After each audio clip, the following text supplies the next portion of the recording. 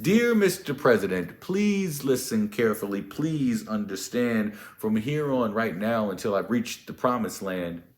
Whenever this anthem ever plays within my ear span, I choose not to stand and connect my heart to my hand because this anthem wasn't made for me. Hey, it's me, Uncle E, and I have something that I want to share with you. It's Black History Month, and this message is for all the white people. Calling all the white people, calling all the white people. Listen, for Black History Month, I know it's a month where we celebrate the accomplishments and the great feats of amazing African American men and women in this country. But guess what? Black History Month is not something you celebrate only if you're black. There is a humanity in our history, in all of our history, whether it's Black History Month or any other history month, there's still a humanity in our history that we can learn from each other.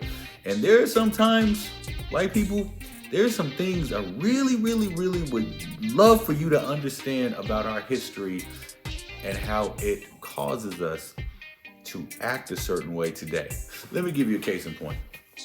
You ever gone to your favorite team to go see them play at a game, and you're getting excited and you got on your team paraphernalia and you're about to watch the game, and before it begins it says, "Please rise for our national anthem." And you're standing because you're so patriotic, and you look around and this black person over here ain't standing and this black person over here ain't standing, and you're thinking the audacity, the disrespect. That is a travesty. It's despicable. Well, maybe because you don't understand the context of why this person chooses to sit as opposed to stand, if you better understood the history, it might give you a greater understanding. Check this out. Oh, say, can you see? Honestly, I can't see a thing. You label me unpatriotic. You demand that I stand for a song of your choice. You're so steamed when I don't stand, but are you pressed to hear my voice? You're gonna respect this song even when this song don't respect you. Is this true? I mean, honestly, answer me. Could you truly give a song reverence and honor if its songwriter blatantly disregarded you and your mama? For the land of the free. Free. Are you kidding me? In 1814, did anyone like me look like they were free?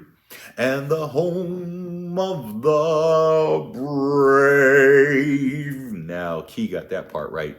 In 1814, a slave had to be brave to escape in the dark of the night. Dear Mr. President, please listen carefully. Please understand from here on right now until I've reached the promised land. Whenever this anthem ever plays within my ear span, I choose not to stand or connect my heart to my hand because this anthem was never made for me.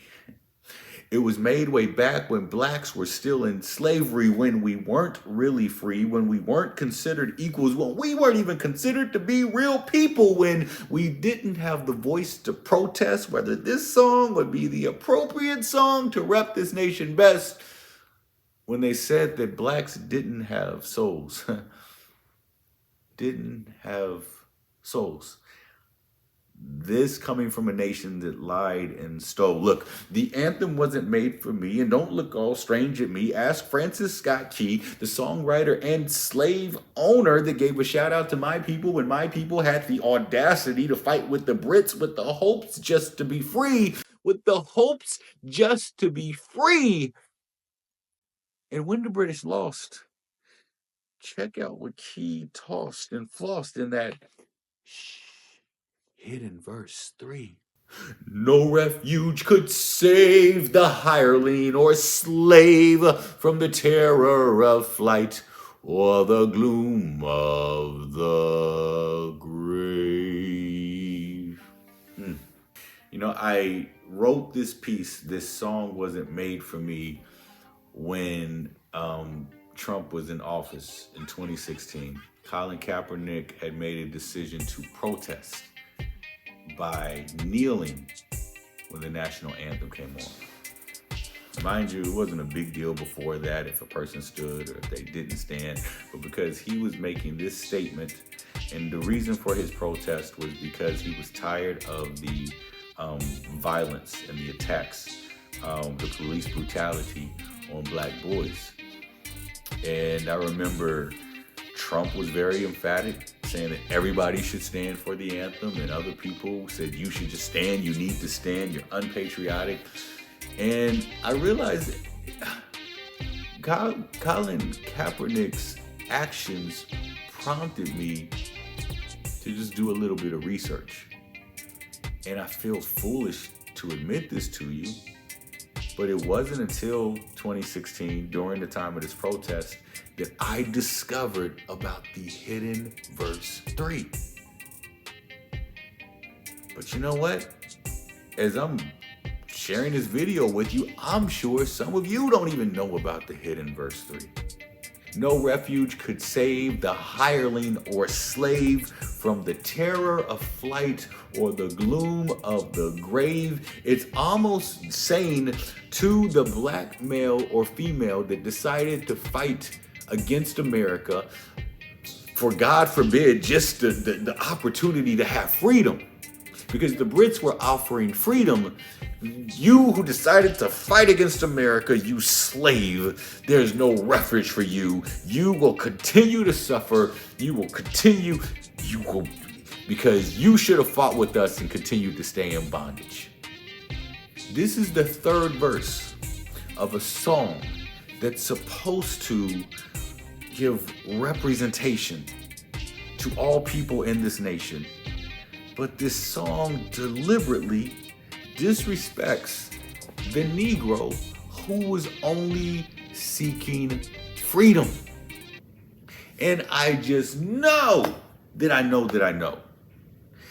if it had been, this song had have had some type of slur or attack on white America, this would not be our national anthem. But that's not the case. This song has an attack on the slave that had the audacity to want freedom, even if it meant fighting for another country. And so I wrote this piece to say, this song wasn't made for me.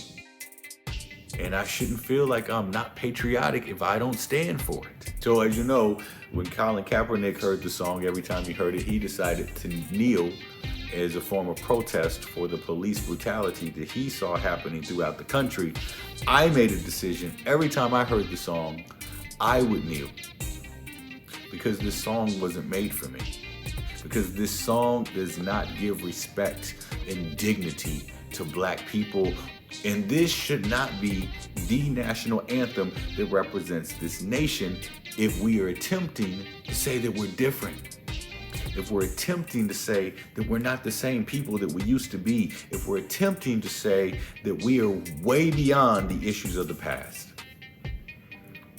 But with the recent attacks on DEI, and with the recent mission of trying to take away certain parts of our American history, as ugly as it may be, I'm not so sure we're trying to be different.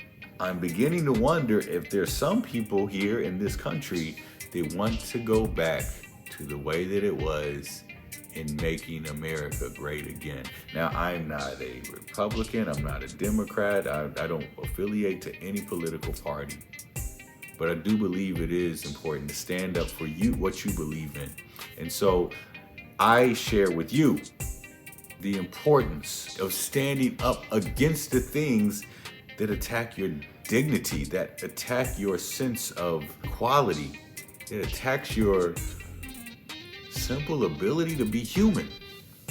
Look, the anthem wasn't made for me, and I'm sad that you're okay with that. You just go on singing your own song, having your own way with that, but don't you dare expect me to sing along. You better step away with that. But check your humanity, check your humility, check your conviction, check your privilege. If there's anything I'm saying that feels like it's wrong, this is what I say to that. Since the anthem was made for you, but it was never made for me. And I understand that standing brings value to you, but please understand when I stand, it feels fake to me. And if you don't understand, that's cool. That's cool. Pray for me. Pray for me anyway, because anytime this song gets any play, I will graciously take a knee and pray that we can be a we and not a you versus me, and pray that we can make amends and stop making this country hate again and again and again. So listen, white people, as we celebrate Black History Month, and I'm giving you the context of why many black people don't stand or have affection towards this anthem that you love so much, don't be so quick to judge people and just think that they're disrespectful or that they're ignorant. Understand the context, that there might be something that has happened in the history that just doesn't make them feel like they can resonate with this song that you love. And that's okay. That's the right that we have in this country that we live in, right? It's me, Uncle E. And this is just something I want to share with you. Sing a song full of the hope that our dark past has taught us. Sing a song full of the hope that the present has brought